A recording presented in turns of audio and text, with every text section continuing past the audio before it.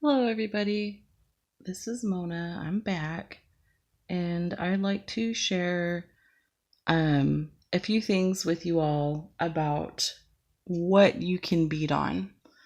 Right here I have leather that I'm working on, and one of the things that I've learned that you can use to stabilize leather, or maybe if you want to work on material that's a lot softer, is a Tearaway stabilizer that you can get at any sewing place, maybe Walmart, Hobby Lobby, or Joann's, or Hancock's.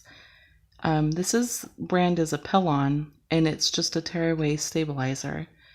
And if you can see right here, I'm beading with size 13 seed beads.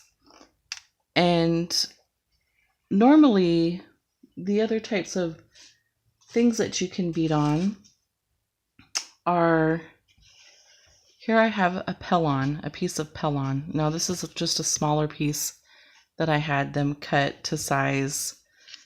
It's fairly sturdy, and as you can see, you can bend it, but it really does work well underneath a lot of stitching. This is Pellon.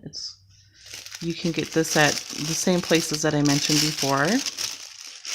See, this is brand Pellon. And then I also use, and this is the ones that I actually use a lot, this is an Easy Felt. And you can get this at Hobby Lobby for 79 cents. This stuff is really awesome to bead on. I love using it. It's very sturdy. It holds up to beading really well. And so just to show you another example, you can bead on leather. And I did not use a Tearaway stabilizer with this beadwork right here. I did use a lazy stitch technique, but I did not use a Tearaway stabilizer. I just beaded directly onto the leather. But up here, since I'm using a smaller bead, I've actually already beaded on this once and the beads were all over the place. So what I did was I got my Tearaway stabilizer and I started to use that. I drew and then other people had some questions about, what I was using to draw on. A lot of times I use graph paper. Graph paper is really good. You get a nice clean design. This is the Tearaway Pellon right here. And one time I used parchment paper because that's what I had on hand. And I just transfer over my drawings to whatever I need to use. So what I did with this was I drew my little crow on the graph paper.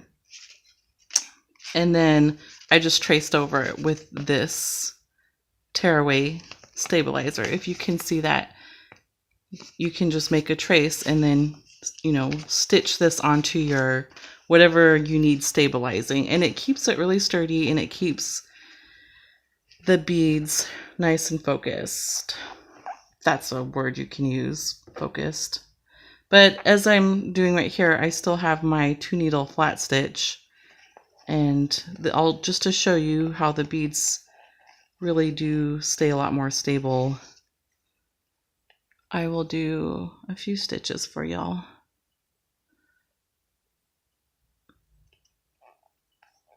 And I'm just coming underneath and I'm taking the needle and I'm going back over again at the top. And when I pull it, it's going to just go right in between